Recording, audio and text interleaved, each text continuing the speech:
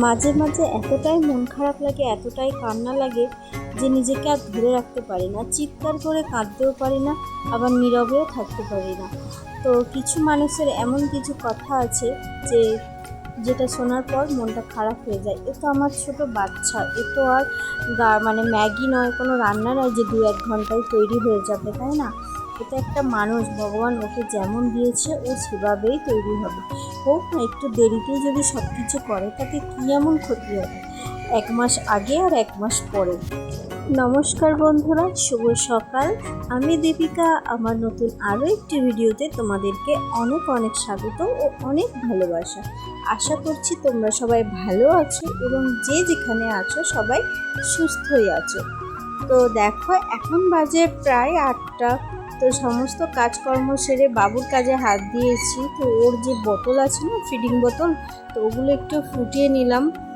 আর এই জলটা ফেলবো না, এই জলটা কি করব, ওর তো অনেক জামা কাপড় পরে আর জলটা খুবই গরম, সে কারণে ওর এই জলটা দিয়ে ওর যে জামা কাপড়গুলো রয়েছে ওগুলোই ভিজিয়ে দেবো। কি বলবো, আমার ছেলের বয়স 7+।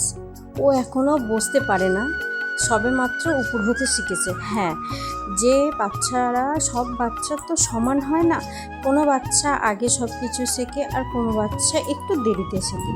তো আমার বাচ্চাও সেরকমই একটু দেরিতে শিখেছে, মানে ওর উপর হতে প্রায় লেগে গেছে 6 মাসেরও বেশি, আর এখনও ও ঠিক করে বসতে পারে না।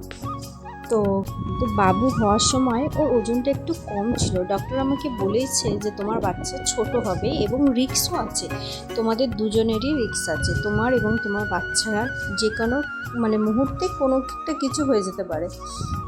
তো সেখান থেকে বলি যে আমার বাচ্চাটা একটু ছোটই হয়েছে, ওজন কম হয়েছে, তো হয়তো সে কারণে ওর সমস্ত কিছুটা শিখতে করতে তো একটু টাইম লাগছে। তার মধ্যে ও আমার ব্রেস্টফিড পায় না, হ্যাঁ, ও ফর্মুলা মিল্ক খায়। এবার তোমরাই বলো, ফর্মুলা মিল্ক কি মায়ের দুধের মতো হয়? মায়ের যে দুধ, তার শক্তি আলাদা, তার এনার্জিটাই আলাদা, কিন্তু আমার বাচ্চাটাকে তো বাঁচিয়ে রাখতে হবে, তাই না?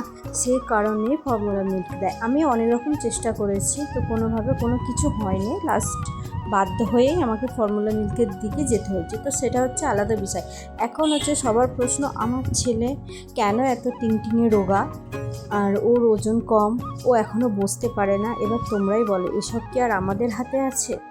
আমার বাচ্চাটা যে সুস্থ, এটাই আমি ভগবানের কাছে প্রার্থনা করি। আর আমি যে সুস্থ আমার সন্তানকে নিয়ে বাড়ি ফিরেছি, এটার জন্য ভগবানের কাছে অনেক অনেক যেটুকুনি বলবো আমি সেটুকুনি কম হবে।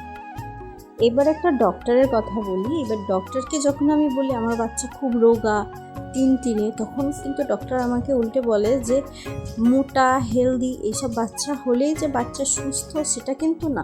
তুমি সবসময় লক্ষ্য রাখবে যে তোমার বাচ্চা সুস্থ আছে কিনা, তার হাড় মজবুত কিনা, সে শারীরিকভাবে ঠিকঠাক কিনা, আর ওজনটা ঠিকঠাক আছে কিনা, এটুকু দেখলেই তোমার বাচ্চা পারফেক্ট। এতে সে রোগা হোক বা মোটা হোক, তাতে কোনো রকম কোনো যায় আসে না। তো আমি বলবো সেসব মায়েদের, যেসব মায়েরা আমার মতন ছোট বাচ্চা, যা কম জোয়ারি বাচ্চা বা ওজন কমের বাচ্চা রয়েছে, এতে চিন্তা করার কোনো দরকার নেই। বাচ্চাটা সুস্থ থাকলে সব কিছু ঠিকঠাক থাকবে। তো কারোর কথায় কান দেওয়ার দরকার নেই যে এত বয়স হয়ে গেল, 7 মাস হয়ে গেল, 8 মাস হয়ে গেল, কেন এখনও বসতে পারে না, হামাগুড়ি দিতে পারে না। তো এসব মানুষেরই কথা, এরা কথা বলতেই থাকবে। এদের কথার কোনো রকম কোনো উত্তর না দিয়ে নিজের মতো নিজে চলাটাই ভালো। বাবুকে সকালে চিড়ে আর কলা দেবো, তাই চিড়েটা ভালো করে ধুয়ে রেডি করে রাখলাম। তো এখন ওকে খাওয়াবো দুধ।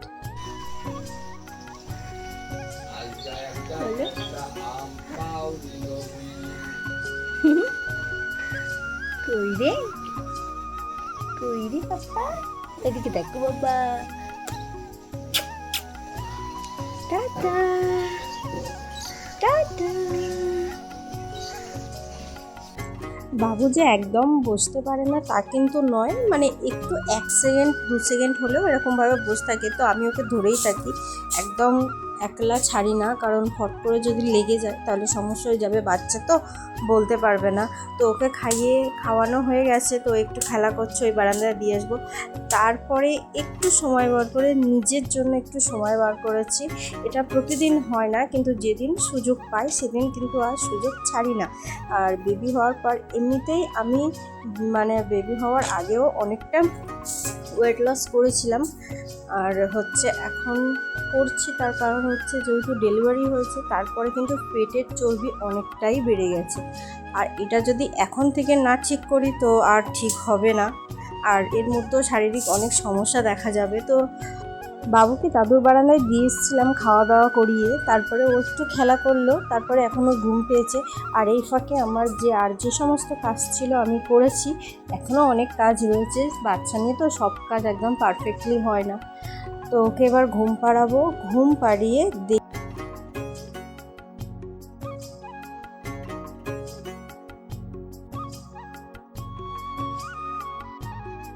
আজকে সকালে করেছিলাম রুটি, কিন্তু হচ্ছে তরকারি দেখে আমি আর মানে লোভ সামলাতে পারি না, মুড়ি খেতেই লেগে গেছি। যেহেতু আমি মুড়ি খেতে ভীষণ ভালোবাসি, আর রুটিটা খাই অপারাকে, কিছু করার নেই। যেহেতু আমি ভাত খাই না, দুপুরে একবার ভাত খাই, তো এই বাড়িতে সবাই কিন্তু 3 বেলায় ভাত খায়। আমি তোমার কাছেই যাচ্ছি বাবা। বাবা, আমি তো তোমায় ঘুম পাড়িয়েছি। কোন দিকে ঘুম পাড়িয়েছি আর তুমি কোন দিকে হয়ে গেছো? আমি তো তোমাকে মাত্র ঘুম পাড়িয়ে খেতে গেছি সোনা। ও শোনো বাকি, আমার দিকে তাকাও।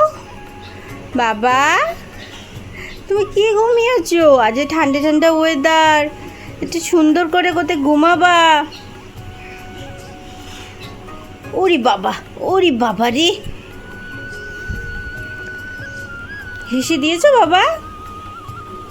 সূর্যের তেজ যত বাড়তে থাকবে ও তত কিন্তু ঘেমে স্নান হয়ে যাবে। তো উঠে একটু বসেছে, যেহেতু ওর খাবারটা এখনও রেডি করিনি, রেডি করব। তো একটু বৃষ্টি দেখে নিই, উঠেছে তো সবে, তারপরে ওর বৃষ্টি দেখা হয়ে গেলে আর কি ওকে খাওয়াবো। ও হচ্ছে পাকা বুড়োর মতো দেখছে, প্রথম বৃষ্টি তো কখনো দেখেনি।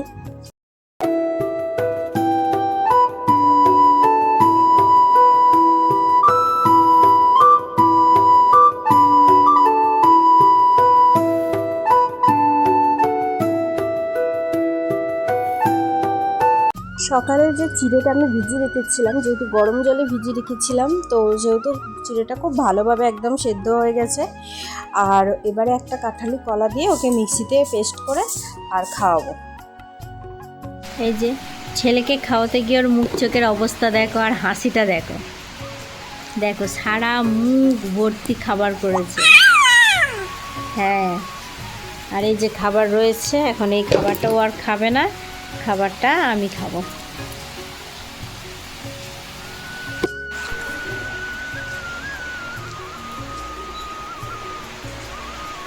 কি আর করার, ও খেলো না, আমাকেই খেতে হচ্ছে।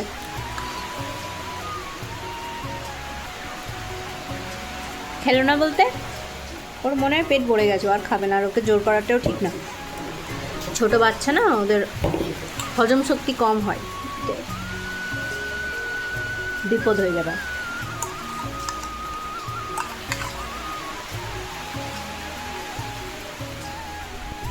একে তো ভীষণ তাড়াহুড়োর মধ্যে আছি যে এবারে ছেলের দুপুরে যেটা খাবে সেটা আমাকে বানাতে হবে। তো ওর দুপুরে খাওয়ার জন্য সবে খাবার মানে রেডি করছি, বানাবো, কিন্তু বৃষ্টি এসে গেল। আর কি করা, ওর যে জামা কাপড়গুলো ভেজানো ছিল ওগুলো এই সার্ফের জলের মধ্যে যদি বৃষ্টি পড়ে তো সেগুলো খুবই পচা, একটা কেমন একটা দুর্গন্ধ ছাড়ে। তো গেলাম আবার খাবার রেখে ভিজে ভিজে গেলাম, গিয়ে আর এই যে জামা কাপড়গুলো ওর যেগুলো আছে সেগুলো সব ধুয়ে, আর বাইরে তো মেলার কোনো পজিশান নেই, ঘরের মধ্যে মেলে দেবো, দিয়ে তারপর ওর খাবারটা বসাবো। আর ছাতা নেওয়ার কোনো টাইম নেই, আর ছাতা নিয়ে কোনো কাজও হয় না। তাছাড়া যেহেতু চান করে নেবো একটু পরে, তবুও চান করতে অনেক দেরি আছে। এই ভিজে জামা কাপড় এখন আমার গায়ের মধ্যেই শুকনো হবে, কিছু করার নেই। আর হচ্ছে এখন কদিন ধরেই প্রায় বৃষ্টি হচ্ছে, তো সে কারণে যে জামাগুলো আছে প্রায় জামাই ভিজে, তো দেখলে বুঝতে পারবা যে সব জামা কাপড় মেলা রয়েছে আর কি। তো এখন এই জামা কাপড়গুলো মেলে দেবো, দিয়ে দেখি ওর খাবারটা বানাবো। মাত্রই স্নান করে এলাম, পুজো দিলাম, ছেলের খাবার করেছি। আর দেখো কত জামা কাপড় জমে গেছে, বারান্দায় দেয়া আছে, কারণ বৃষ্টি হচ্ছে তো কোথাও দেওয়ার মতো নেই, তো এখানেই মেলে দিয়েছি। এখনও জামা কাপড় রয়েছে, তো সেগুলো কোথায় দেবো ভাবছি। এখন ঘড়িতে প্রায় 3:30 বাজে। হ্যাঁ, কারণ অনেকটাই দেরি হয়ে গেছে, আর এখন দেরি হয় কারণ ছেলে নিয়ে আমি একদমই আর আগের মতো পারি না। আগে তো আমার 9টা 10টা কি 11টার মধ্যে স্নান পুজো কমপ্লিট হয়ে যেত, কিন্তু এখন বাবু আছে তো ওকে দেখাশোনা করতে হয়। কি বলবো, আমি স্নান করতে গেছি ওকে ঘুম পাড়িয়ে দিয়ে, আর এই দেখো ও গেছে, উঠে পড়েছে। আর কি করার, এই যে ওকে নিয়েই খেতে বসে গেছি। তো আজকে তার রান্না হয়েছিল পটল আলুর তরকারি, শাক ভাজা আর ডাল। টাটা টাটা টাটা টাটা বাবা, টুক টুক টাটা।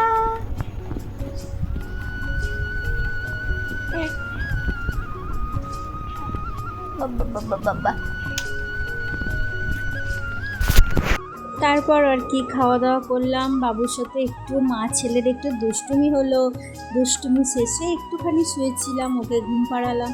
ও আর কতটুকু ঘুমাবে, আর প্রায় 4টে বেজে গেছে, আর কি ঘুম হয়, এই একটু ফোন ঘাঁটছিলাম।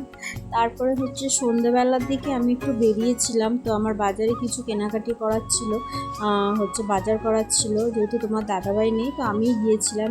কিন্তু বৃষ্টি পড়ছিল, কিছু করার নেই, বাবুকে মায়ের কাছে দিয়ে গেছিলাম আর আমার বাবাকে নিয়ে গিয়েছিলাম। আমার বাড়ি থেকে দেখেই গিয়েছিলাম টিপ টিপ করে বৃষ্টি পড়ছে, দোকানে ঢুকেছি, বাজার করছি, ব্যাস ঝমঝম করে বৃষ্টি। বাড়ি এলাম, জামা কাপড় সব ভিজে গেছে, বাজারটা নিয়ে এলাম। এখন বাবুকে খাওয়াবো, খাইয়ে ঘুম পাড়াবো। তো আজকের মতো ভিডিওটা এখানেই শেষ করছি। তো আসছি আবারও নতুন আরও একটা ভিডিও নিয়ে। তো আজকের মতো